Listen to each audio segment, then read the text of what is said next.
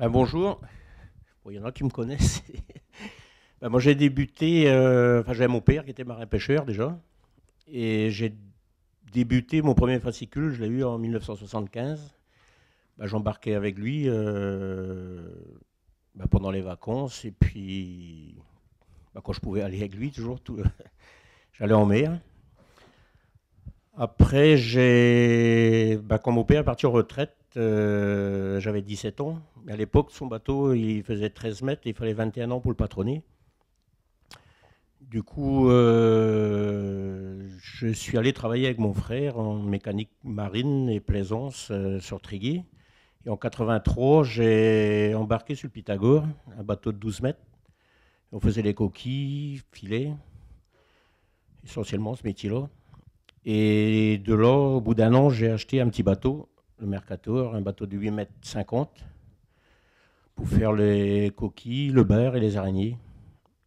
De là, je l'ai gardé pendant 13 ans.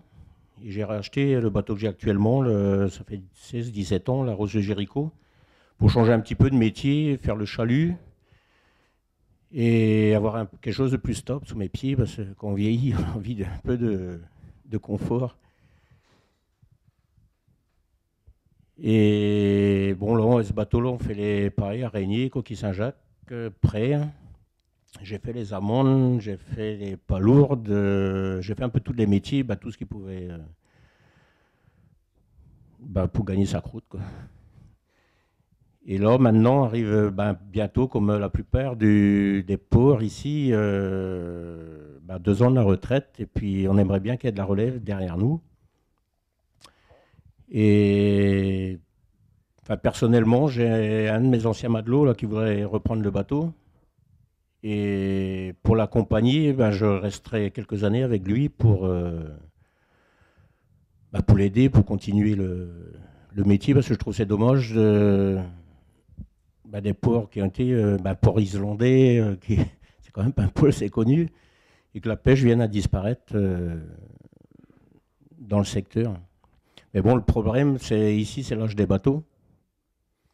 Et un jeune qui veut démarrer maintenant, il faut qu'il soit accompagné et qu'on ait le droit de faire des bateaux neufs déjà.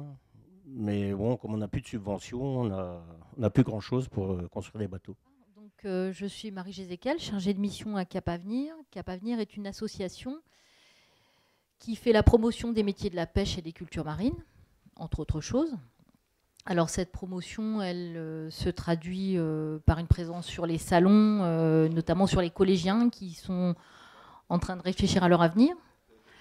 L'idée, c'est que le grand public connaît de la pêche des images plutôt négatives et c'est d'arriver à faire changer ces représentations-là en parlant d'une profession qui se professionnalise, qui se modernise, qui fait des efforts considérables sur la gestion de la ressource, sur justement qui a conscience des difficultés évoquées par Jean-Jacques et qui va mettre en place des organisations pour aider les jeunes à s'installer. Donc Jean-Jacques le disait tout à l'heure, la moitié des patrons pêcheurs prendra sa retraite d'ici 4-5 ans, donc il va y avoir des opportunités d'emploi pour les jeunes.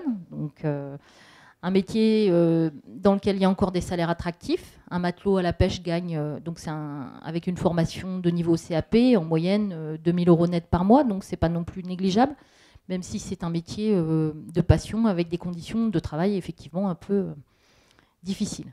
Et, je vous le disais, ça a été dit déjà, c'est de trouver de la relève, de susciter des vocations. Susciter des vocations, ça passe par faire connaître le métier. Aider les professionnels à rencontrer des jeunes en recherche d'emploi, en orientation, et à leur proposer des formations. Donc la pêche, c'est aussi un métier qui évolue. Les formations sont indispensables aujourd'hui. Le niveau initial, c'est vraiment le certificat d'initiation nautique, le CIN, CAP de matelot en formation initiale, mais en formation continue, c'est le CIN. Donc avec notamment des contenus sur la sécurité, les règles de bar, la navigation, le navire et ses énergies. Donc c'est une formation qui est dispensée ici au lycée maritime de Paimpol. On a cette chance d'avoir un lycée maritime à Paimpol et c'est vraiment un atout important. Formation qui dure en moyenne 6 à 8 semaines, donc qui n'est pas très longue. Et donc, on peut la suivre à travers 2 choix, soit une formation classique financée par la région Bretagne, donc il y a une prise en charge financière du coût de la formation, ou bien on peut choisir de la faire en alternance, donc en contrat de professionnalisation. C'est le cas des 2 jeunes qui sont présents là. Et donc c'est Cap Avenir qui assure le montage et la mise en relation et des jeunes et des employeurs pour le montage des contrats de professionnalisation. Donc là, le principe, c'est de dire qu'il y a une partie de la formation qui est faite sur le bateau et on apprend son métier à la fois au lycée maritime, mais également sur le navire. La prochaine session, j'en profite pour vous dire qu'elle démarre en novembre, donc on peut dès maintenant signer des contrats de pro. Là, il y a actuellement un groupe de 13 jeunes qui sont en formation, donc de 18 à 31 ans, avec des horizons, ils viennent d'horizons variés, hein, du bâtiment, de l'agriculture, du social. On en a 2 là qui vont pouvoir témoigner de comment se passe cette formation, comment ils en sont arrivés là, et de l'intérêt, des difficultés qu'ils peuvent rencontrer. Donc la prochaine session de formation va démarrer le 13 novembre au lycée maritime. Ça veut dire qu'on peut dès maintenant signer des contrats de professionnalisation pour démarrer un nouveau groupe dès la rentrée. Bonjour, donc moi c'est Oussa Johan, je suis de la Turballe, donc en Loire-Atlantique. Donc je viens en cours à Paimpol toutes les semaines. Et j'étais avant acheteur crié pour un marailleur donc du Croisic. Et en fait, je me suis toujours demandé en quoi consistait la pêche quand je voyais le poisson qui arrivait à la criée. Donc je me suis lancé là-dedans. Donc j'ai trouvé la formation par le biais de Pôle emploi. Donc ensuite, j'ai été accepté en trouvant un amateur, donc de la Turballe. Et ensuite, la formation a commencé. Donc en général, ça se passe très bien. Enfin, on a un bon ressenti, les profs sont assez agréables et très professionnels. Donc ce qu'on voit généralement, c'est beaucoup sur la sécurité, sur les canaux de sauvetage, comment les déployer, et sur la survie. Donc on a des heures de manœuvre pour récupérer une personne en mer et faire du balisage. Et sinon, on voit beaucoup, les règles de bar. Donc savoir par exemple, faire du quart. Donc connaître les feux de navire, le balisage. Après ma formation qui se termine là dans une semaine, un peu plus d'une semaine, je embarque directement donc tout l'été.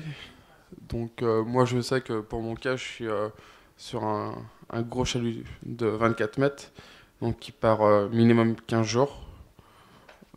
Donc on fait en ce moment, là les gars en ce moment ils sont au Merlu et à la Langoustine. Et ensuite on part tout l'été au thon. Donc on part d'Espagne jusqu'en Irlande. À la base j'étais dans le milieu industriel. J'ai fini en élevage porcin.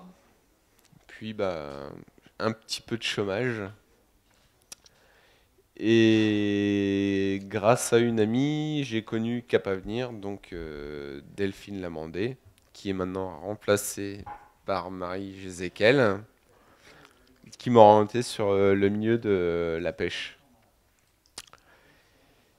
Et donc moi, j'ai principalement fait la coquille. J'ai pas du tout fait de chalut, malheureusement.